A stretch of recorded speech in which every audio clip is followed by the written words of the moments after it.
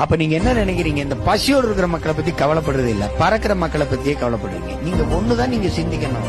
நீங்க விண்வெளியில ராக்கெட் ஏவுறீங்க, அந்த விஞ்ஞானிக்கு சாப்பாடு விவசாயி தான் கொடுக்கணும். சந்திர மண்டலத்துக்கு சந்திராயன் போறது, சயின்டிஸ்டுக்கு சாப்பாடு சம்சாரி தான் அனுப்பணும். இதை நீங்க கவனத்துல வச்சுக்கணும்.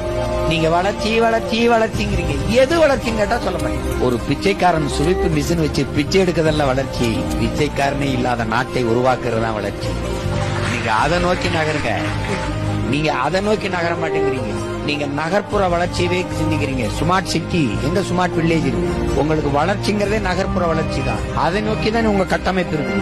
சிற்றூர்களின் பொருளாதாரத்தை பற்றிய வளர்ச்சியை பற்றி நீங்க கவலைப்படல. கிராமங்கள் காலியாகி நகரங்கள் பிதுங்கி வழியும் போது ஒரு நாடு எவ்வளவு பெரிய வீழ்ச்சியை சந்திக்கணும்னு நீங்க யோசிச்சு பார்க்கணும். நகரங்கள் இருக்கிற மக்களுக்கு அத்தியாவசிய உணவுப் பொருள் எங்க இருந்து வரணும்? கிராமங்கள் காலி ஆயிடுச்சுன்னா எங்க இருந்து வரும்? எவ்வளவு பெரிய நெருக்கடியே அதை பத்தி இந்த தலைமைகள் சிந்திக்க மாட்டேது. புவி வெப்பமாகுது, அதுக்கு ஒரே வழி மரம் வளர்த்தல் தான். அப்ப கிரீன் இந்தியா இருக்கிற நாட்டுல ஏன் கிரீன் இந்தியா வர மாட்டேங்குது? இப்ப நீங்க எதை நோக்கி நகரணும்னு இருக்குல்ல.